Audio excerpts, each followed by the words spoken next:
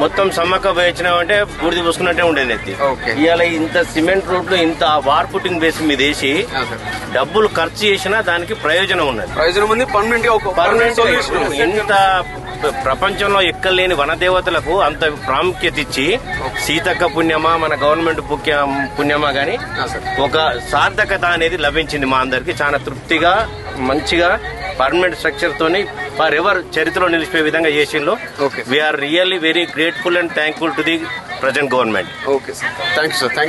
ముందున్న పరిస్థితుల కంటే ఇవాళ మేడారం జాతరను చూసినట్టయితే ఎక్కడో ఉన్నటువంటి కుంభమేళ కంటే మన దగ్గర జరుగుతున్న ఈ మహాజాతర ఒక కుంభమేళని మరిపించే విధంగా సీతక్క గారి చేయడం అంటే ఇది మాటలు కాదు.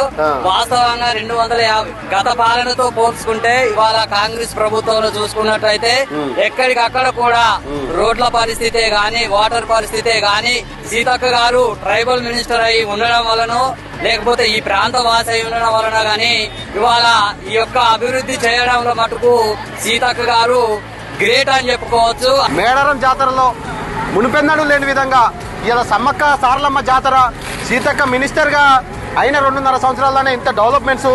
ఇలా ఆదివాసీ బిడ్డలు గతంలో ఏ విధంగా బతికేవారు, వాళ్ళ జీవన శైలి ఏ విధంగా, ఏ రాష్ట్రంలో కానీ ఏ దేవాలయాల్లో కానీ